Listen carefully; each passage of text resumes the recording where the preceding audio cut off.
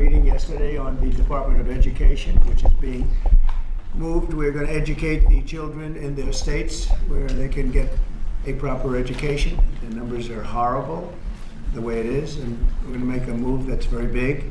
I don't think it's even risky a little bit. I think it's going to be amazing. It should have been done years ago. They've been talking about doing it for many years, but nobody ever got it off. But we did. And there was great excitement and great acceptance of it by almost everybody, including a lot of Democrats, actually. I do want to say that I've decided that the SBA, the Small Business Administration, headed by Kelly Loeffler, is a terrific person, will handle all of the student loan portfolio. We have a portfolio that's very large, lots of loans, tens of thousands of loans, pretty complicated deal. And that's coming out of the Department of Education immediately, and it's going to be headed up by Kelly Loeffler at SBA, and they're all set for it. They're waiting for it. It'll be serviced much better than it has in the past. It's been a mess.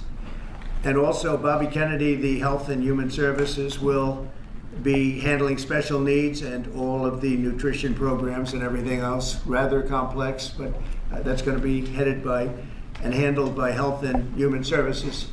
So I think that'll work out very well. Those two elements will be taken out of the Department of Education, and then all we have to do is get the students to get guidance from the people that love them and cherish them, including their parents, by the way, who will be totally involved in their education along with the boards and the governors and the states. And it's going to be a great situation. I guarantee that in a few years from now, I hope I'm going to be around to see it, but I think we're going to see a lot of it. I think that you're going to have tremendous results. You're going to have results like Norway, Sweden, Denmark, a lot of the countries that do so well. I think you're going to have a lot of those results. If you look at Iowa and Indiana and Idaho, so many places that run so well, Florida, Texas, big ones, you're going to have great education, much better than it is now at half the cost.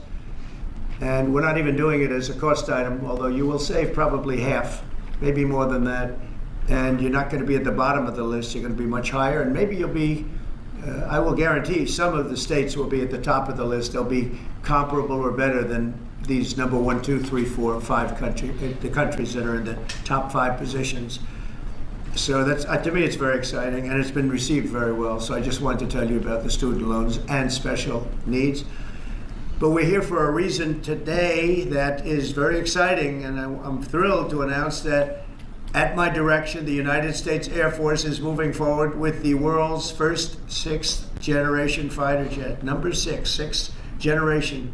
Nothing in the world comes even close to it. And it'll be known as the F-47. The generals picked a title, and it's a beautiful number, F-47.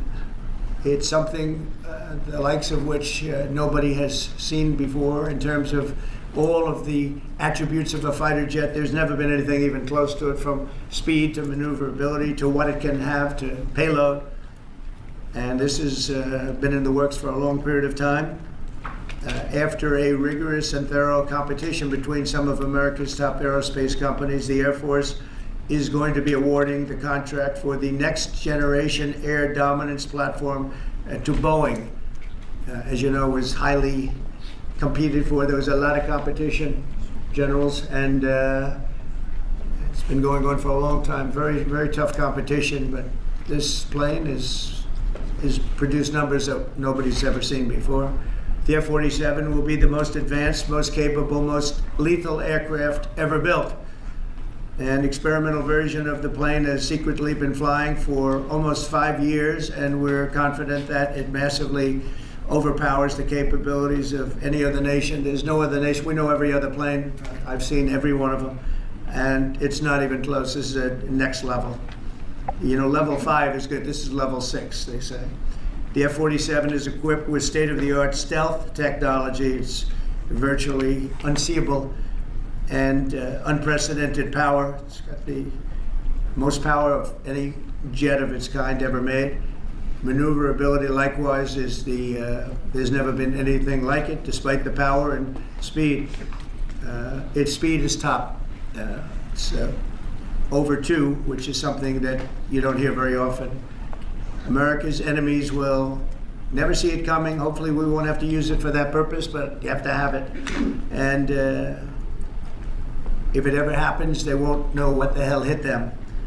A new fleet of these magnificent planes will be built in the air during my administration for the next couple of years. It's ready to go. They've already built much of what has to be built in terms of production, including the sheds. We'll ensure that the USA continues to dominate the skies. We've given an order for a lot. We can't tell you the price because it would give way to some of the technology and some of the size of the plane, good sized plane. This contract also represents a historic investment in our defense industrial base, helping to keep America at the cutting edge of aerospace and technology. Our allies are calling constantly. They want to buy them also, and certain allies will be selling them, perhaps toned down versions. We like to tone them down about 10%, which probably makes sense because someday maybe they're not our allies, right? But I would like to ask Secretary Hegseth, who's doing a fantastic job. He's really been very inspiring in so many ways, and I must say that before he speaks, we have had record people wanting to join our military in the last 2.5 months. Literally since this, I think probably since the election, November 5th, but especially since we came to office and since I announced Pete.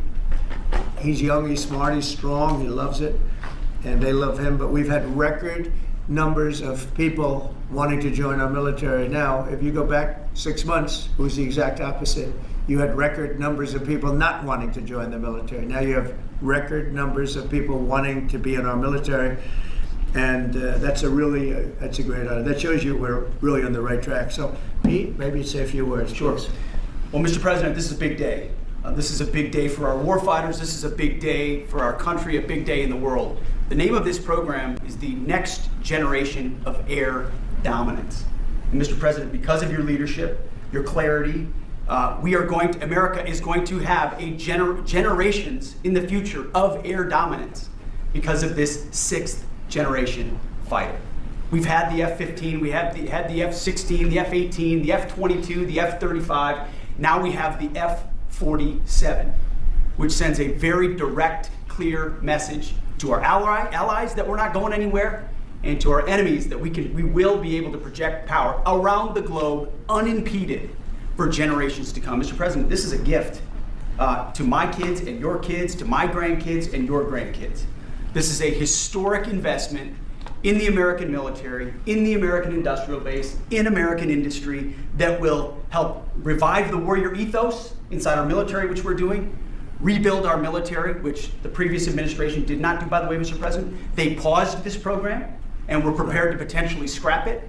We know this is cheaper, longer range, and more stealthy. President Trump said we're reviving it and we're doing it.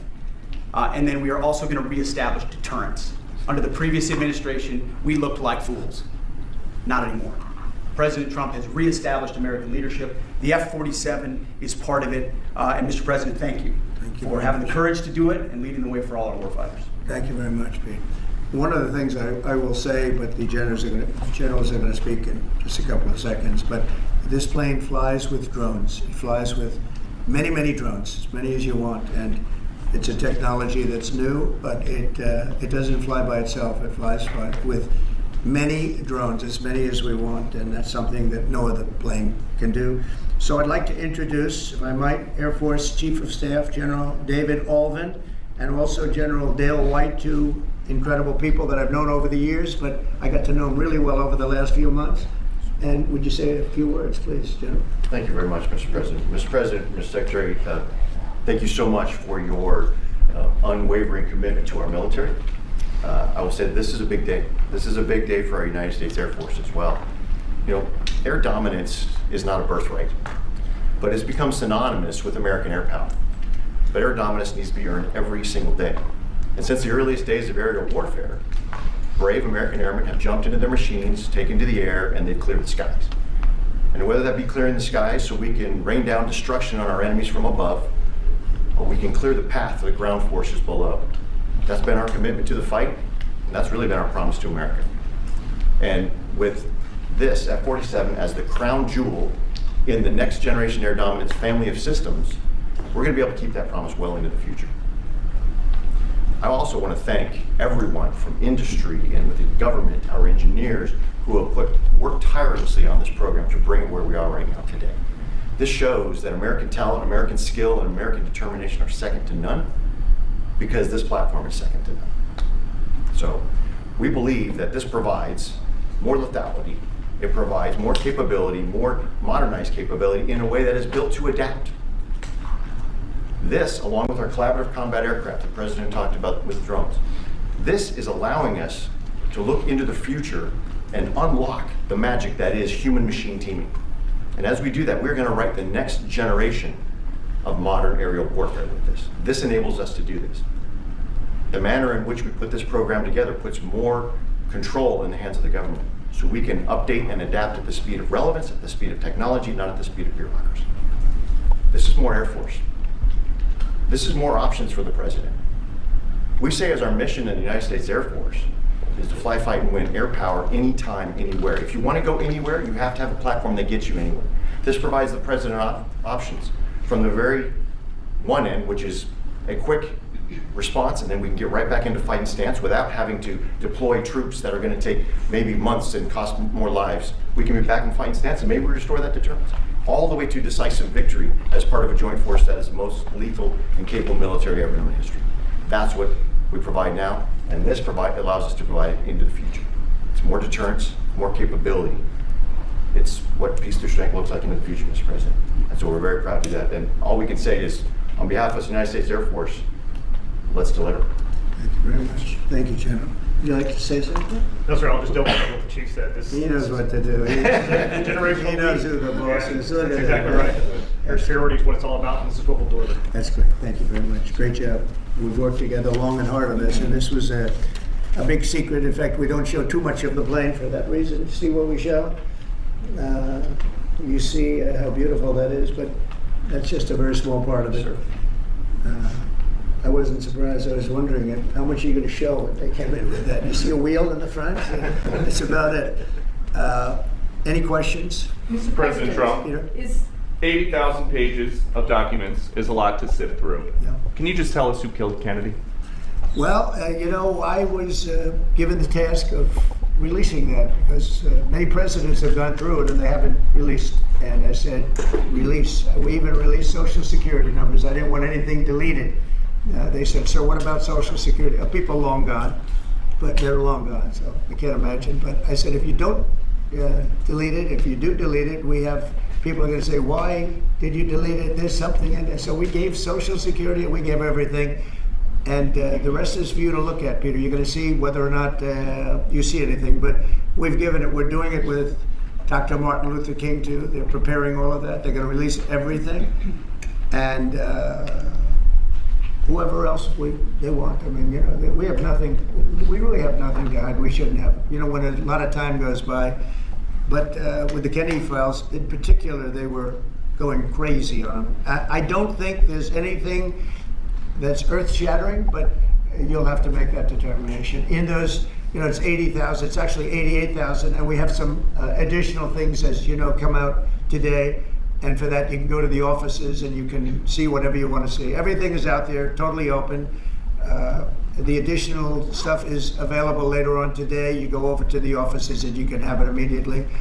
And you'll make a determination. And on something else, these Tren de Aragua guys, because of your executive order, they are designated as foreign terrorists. Yeah. If ISIS or Al-Qaeda foreign terrorists were operating here in the United States, cops would probably be shooting first and asking questions later. And so what is the difference between terrorists, between somebody like an ISIS or an Al-Qaeda operative versus a MS-13 or Tren de Aragua? Well, these are people that focus on destroying people in their homes.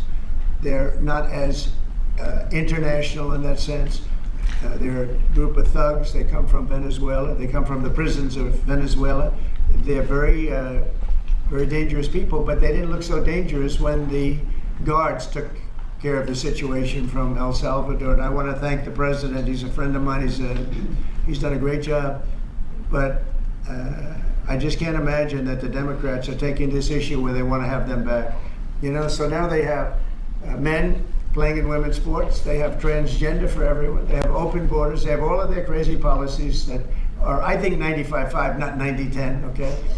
And their new policy is, let's bring Trinidad back into our country. Let's bring the worst, these are the worst gang members there are. They looked amazingly frail, though, by the way they were handled. It's very amazing. You know, they weren't, when they were in Colorado cutting the fingers off a man because he made a phone call to the police, they seemed a lot tougher then than they did when they were having their head shaved and they were in shackles. They're tough people, they're bad people. We don't want them in our country. We can't let a judge say that he wants him. You know, he didn't run for president. He didn't get much more than 80 million votes. And we just can't let that happen. It'd be so bad for our country. I won on the basis of getting criminals out of our country that were let in. It was called unforced error. They were let in by Biden, incompetently let in, and let in by the millions, actually. 21 million people, I believe it's 21 million. And that's not even including the gotaways, but these are rough people. We want them out of our country. And I won the election based at least partly on that. And that's a big part, yeah. And I don't know if you Mr. President, there's something totally different. several families. I don't know if you saw this. Tim Walz is now saying about Trump supporters, and forgive me, I'm just reading a quote from Tim Walz, I think I could kick most of their ass. Oh boy, he'd be in trouble. Is there any way to know? Well, he's a loser. Yeah, I mean, he's a loser. He lost an election. He played a part. You know, usually a vice president doesn't play a part, they say. I think Tim played a part. I think he was so bad that he hurt her. But she hurt herself, and Joe hurt them both. They didn't have a great group, but I would probably put him at the bottom of the group. Have you heard that Biden wants to get back involved for Mr. Democratic President. politicians, fundraising and campaigning against your policies? What do you think of that? I hope so. Mr. President, there are several families. Mr. President, there are families Who from you- some of the who are you people. with? I'm with La Nación newspaper from Argentina. There are families from some of the people that were on those flights to El Salvador that claim that they're not criminals, they're not members of Trinidad, of MS-13. What can you tell them, and what guarantees can you give them that everyone in those planes were actual criminals, terrorists, as you said? Well, I was told that they went through a very strong vetting process, and that that will also be continuing in El Salvador. And if there's anything like that, we would certainly want to find out. But these were a bad group. This was a bad group, and they were in bad areas, and they were with a lot of other people that were absolutely killers, murderers, and people that were really bad with the worst records you've ever seen. And but we will continue that process, absolutely. We don't want to make that kind of a mistake. Is the U.S. planning to give up the position of NATO's Supreme Allied Commander, and if so, why? NATO is something that I say, NATO was gone until I came along. In fact, the previous Secretary General, very good man, both of them are good. The current man is fantastic. But both of them have said, if it wasn't for Trump, you wouldn't even have a NATO, because we were paying the cost of almost all of the countries. And now they're paying. I said, we're not going to do this. We're not going to continue. You hurt us on trade. You do bad things on trade. And then on top of it, we're supposed to pay for your military. And because of what I did, hundreds of billions of dollars flowed into NATO by countries that just weren't paying. They were delinquent. They weren't paying their bills. So NATO is solid. They're strong. But they have to treat us fairly. Are we going to give up the... Because look, without us, NATO is not the And we're same. giving- And I can tell you, I've been having very good discussions, as you know, with President Zelensky and with President Putin. And President Putin will tell you that without the United States, he wouldn't be worried. But he is worried when the United States is involved. And I have to tell you, I've dealt very well with both gentlemen, and we have, I think we have the confines of a deal. I hope we have the confines of a deal. I'm doing it for two reasons. Number one, and by far most importantly, thousands of young people, and they're not American people, they're Russian and they're Ukrainian, are being killed every week, thousands a week. And also the United States has paid, because of Biden, $350 billion on a war that should have never happened. If we had a competent president in this sitting right here, that war would have never happened. It would have absolutely never happened with me. And it didn't happen. For 4 years, it didn't happen. Mr. President, do you think you have the authority, the power to round up people, deport them, and then you're under no obligation to a court to show the evidence against them? Well, that's what the law says, and that's what our country needs, because we were, unfortunately, they allowed millions of people to come into our country, totally unvetted, totally unchecked. So you ought to ask, did he have the authority to allow millions of people? Did Biden have the authority to do something that's unthinkable? Have open borders where millions of people poured into our country, totally unvetted and totally unchecked, just as you would say. And many of those people were criminals. Many of them were from jails and prisons and mental institutions and gang members and drug dealers and very dangerous people. Many were murderers. We have 11,088 that we know of murderers they murdered. Of that number, at least half killed more than one person. They're in our country. They're in a location near you. Biden allowed that to happen to our country and his people that really ran the country. And the person that operated the auto pen, I think we ought to find out who that was, because I guess that was the real president. So when you ask me if we have the authority, did Biden have the authority to allow millions of people to come into our country? Many of these people hardened criminals at the top of the line who have caused tremendous damage in our country. You see them in New York City fighting with our police. I mean, literally having fist fights in the street with our police. These are tough, hard criminals. Many of them came out of jails, and not just South America, from all over the world. They came out from Africa, from the Congo. They came out from Asia, not just South America, but many from South America. These are hard, tough criminals, and we have to get them out. And a judge sitting behind a bench someplace got a nice appointment. You can't take that away from the people that are responsible. Now, in this case, Marco Rubio has a lot of big decisions to make, and he's a fantastic person, a great man. I think he'll be our best. I think he has a chance to be our best Secretary of State. He's been doing incredibly. He works so hard. He's gone to so many different countries already, and he's got the authority to get bad people out of our country. And you can't stop that with a judge sitting behind a bench that has no idea what goes on, who happens to be a radical left lunatic. Do you think the judiciary is You guys today are denying this New York Times report that Elon Musk was going to be shown a 20 to 30 page presentation about a theoretical war plan against China. Why not just show it to Elon? Because I don't want to show it to anybody. You know, you're talking about a potential war with China. Now, I deal with these people all the time, and I'm dealing with Pete, I'm dealing with these gentlemen on numerous different airplane purchases, and I think they're all going to be great. But I don't want other people anybody seeing potential war with China. We don't want to have a potential war with China, but I can tell you if we did, we're very well equipped to handle it. But I don't want to show that to anybody, but certainly you wouldn't show it to a businessman who is helping us so much. He's a great patriot. He's paying a big price for helping us cut costs, and he's doing a great job. He's finding tremendous waste, fraud, and abuse. But I certainly wouldn't want, Elon has businesses in China, and he would be susceptible perhaps to that. But it was such a fake story. The New York Times is just as fake as CNN and MSDNC. And anybody read that story, people laughed at that story. Who would do such a thing? And the first thing I did is I called Susie and I called Pete. I said, is there any truth to that? And they said, it's ridiculous. No, he's over there to talk about costs. You might want to address that, Pete. But Elon was over there today to address costs. Doge, thing called Doge, which you've heard about. Pete? That's exactly right, Mr. President. You pointed out it was a fake story. We pointed out it was meant to sort of undermine whatever relationship the Pentagon has with Elon Musk. Elon Musk is a patriot. Elon Musk is an innovator. Elon Musk provides a lot of capabilities our government and our military rely on, and I'm grateful for that. We welcomed him today to the Pentagon to talk about Doge, to talk about efficiencies, to talk about innovations. It was a great informal conversation. The rest of that reporting was fake. There was no war plans, there was no Chinese war plans, there was no secret plans. That's not what we were doing at the Pentagon. I might add that I think Elon, if they ever wanted to do that, I think Elon wouldn't do it. I think he wouldn't do it. He wouldn't want to put himself in that position. But if you read what's out of the New York Times, it's such a dishonest newspaper. It's such garbage. It's, it used to be called all the news that's fit to print. Well, it's all the news that's not fit to print. They have fake sources, or they don't have sources. I think they make most of it up. But this was a made-up story by the New York Times. I call it the failing. It's a failing newspaper. It's failing.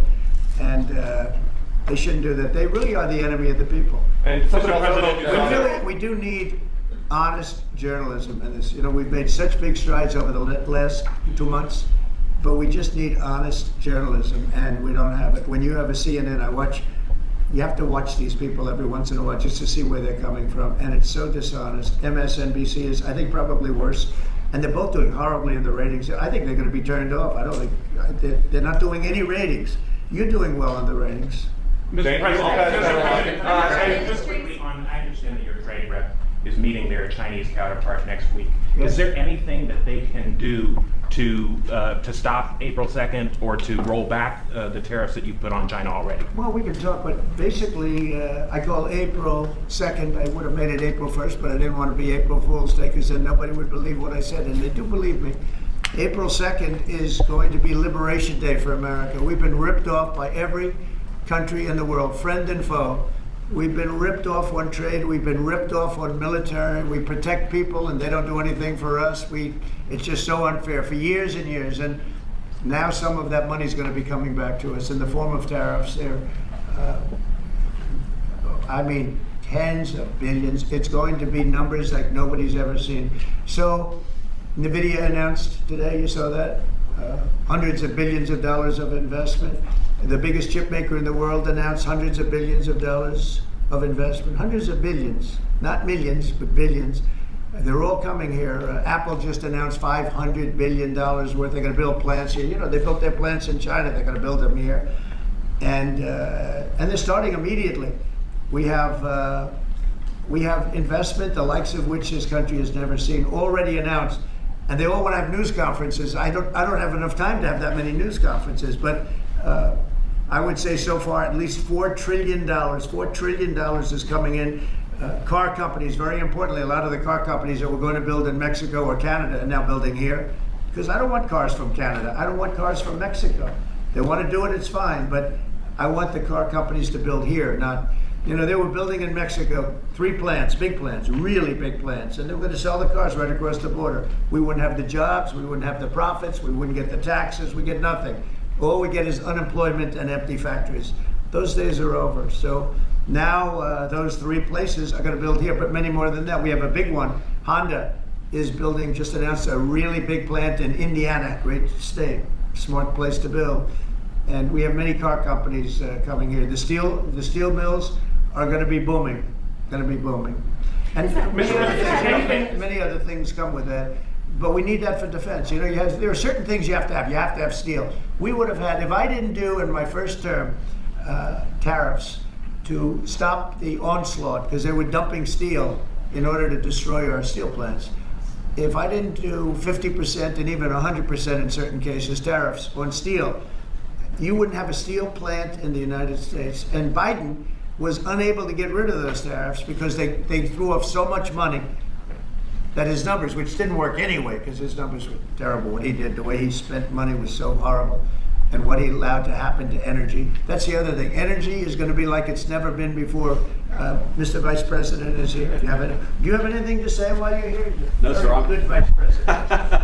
I'm just here to watch the show, sir. Okay. I think airplanes are pretty cool, so I wanted to check this out. Airplane's cool. It is cool. Mr. President, anything that China can do to take off the trade war at this point, though? Well, I'll be speaking to President Xi. I have a great relationship with him. We're going to have a very good relationship. But we have a $1 trillion deficit because of Biden with President Xi. More than that. I mean, I've heard $1.2 trillion. We have a deficit. And I've explained that to President Xi. We also have a problem where he's allowing fentanyl to be sent into Mexico and then cross the border and, you know, killing. I think the number is much higher than the 125, 115 that I think it's closer to 300,000 people a year. And so that's a problem. But they have a tremendous surplus against the United States, and we don't want that. Mr. President, why do you want to control Ukraine's power A number of plants? industries have come to you asking for exemptions on tariffs. Is that something that is under consideration by you? Well, people are coming to me and talking about tariffs, and a lot of people are asking me if they could have exceptions. And once you do that for one, you have to do that for all. So, I mean, generally, I did something interestingly during 2 weeks ago. I gave the American car companies a break because it would have been unfair if I didn't. And everybody said, oh, he changed his mind on tariffs. I didn't change my mind. I helped our, sort of big 3, big 4. I helped some of the American companies. And instead of taking it properly, they said, oh, he changed it. I don't change, but the word flexibility is an important word. Sometimes there's flexibility, so there'll be flexibility. But basically, it's reciprocal. So that if China's charging us 50% or 30% or 20%, and I don't mean China, I mean anybody, any country, Canada. Nobody knows that Canada's charging our dairy farmers. They have 270% tariffs. Nobody knows that. Nobody knows that. They have up to 400%. They have a couple of tariffs at 400%. Nobody knows that. Nobody talks about that. And remember, with Canada, we don't need their cars, we don't need their lumber, we don't need their energy, we don't need anything from Canada, and yet it costs us $200 billion a year in subsidy to keep Canada afloat. So when I say they should be a state, I mean that. I really mean that, because we can't be expected to carry a country that is right next to us on our border. It would be a great state, it would be a cherished state. The taxes for Canadian citizens would go down in less than half. They don't spend money on military because they think we're going to protect them. There are many things that they do, like icebreakers. They want us to provide icebreakers for them. Oh, that's wonderful. So the Canada, they're very tough traders too. I want to just tell you, all the people, they're tough traders. They trade very tough. And you know, the expression I use is, some people don't have the cards. I used that expression about a week and a half ago, right? Somebody was negotiating who didn't have the cards, who's now, I think, saying that he wants to do it, and I think we're going to have a big deal on that very special something. We got to make a deal on that. But Canada has been a very nasty negotiator against the United States, took advantage of the United States for a long time. But nobody knows that they were getting 270% tariffs on dairy products. Follow up on Canada, and I don't think I've heard you say this in all of the talk about Canada becoming the 51st state. Are you concerned that if they became the 51st state, they would be a very, very blue state? Very, very big and very, very blue. No, there might be, but it would. You know, you have that artificial line that goes, that straight artificial, that looked like it was drawn by a ruler. Somebody with a, I don't mean a ruler like a king, I mean like a ruler, this way. And it's just an artificial line that was drawn in the sand or in the ice. And you know, can I tell Peter, just, you add that to this country, what a beautiful landmass, the most beautiful landmass anywhere in the world. And it was just cut off for whatever reason. It would be great. Now, is it liberal? Maybe, but you know, a conservative until I got involved, because I don't care who wins up there. I frankly probably would do better with a liberal than the conservative, if you want to know the truth. But just a little while ago, before I got involved and totally changed the election, which I don't care about, probably it's to our advantage actually, but the conservative was leading against, I call him Governor Trudeau, the conservative was leading by 35 points. So, you know, so I don't know about that.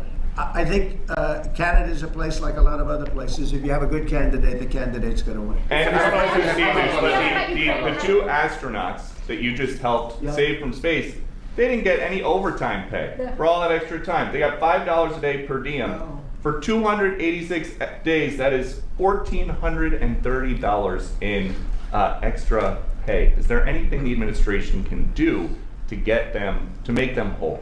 Well, nobody's ever mentioned this to me. If I have to, I'll pay it out of my own pocket, okay? I'll get it for you. Mr. President, I'll follow up on the political science. I like that. Mr. President, I'll pay it right out of my, is that all? That's not a lot. For what they had to go through. And I want to thank Elon Musk, by the way, because think if we don't have him. You know, there's only so long, even though they're in the capsule up there, that the body starts to deteriorate after 9 or 10 months. And gets really bad after 14, 15 months with the bones and the blood and all the things that you've been reporting on very well. And if we don't have Elon, they could be up there a long time. Who else is going to get him? And I just want to thank him. He's going through a lot, what they're doing to him. And these people are going to be caught, and they're going to be caught, and they're going to be prosecuted. And from what they tell me, I see this just by watching your programs and reading the news, but from what they tell me, they could get 20 years in jail, and they'll get it. I'll tell you, there's going to be no leniency, and there'll be no pardons. I can tell you that right now. And you said this morning 20 years in jail, and then maybe you said this morning 20 years in jail, and then maybe they'll go to one of these prisons in El Salvador. Do you think with the way that the judges have been issuing injunctions, it would be easier or harder to send these Tesla domestic terrorists to a jail in El Salvador than these MS-13 or Tren de Aragua guys. Well, I view these people as terrorists just like others. When I looked at those showrooms burning and those cars, not one or two, like 7, 8, 10 burning, exploding all over the place. These are terrorists. You didn't have that on January 6th, I can tell you. You didn't have anything like that on January 6th, which is sort of amazing because on January 6th, the Democrats were talking. Nobody was killed other than a very beautiful young woman, Ashley Babbitt. Nobody was killed. And you look at what's going on now with these terrorists. These are terrorists, and that's an organized event. You know, take a look at their signs. Take a look. They're all made by the same sign company. A nice, expensive job. Now, these are the people that finance it are, in my opinion, in just as big a trouble as the people that are setting the match and setting the fires. So we'll see. It's under very serious investigation by the FBI and by the Justice Department. These people are terrorists. Mr. President, you mentioned a deal with Ukraine. Mr. President, what do you say to American military families who are seeing Elon Musk at the Pentagon today, are hearing about Defense Department cuts, and their thoughts are immediately going to the safety of their loved ones who are currently deployed? Well, we're making our country strong.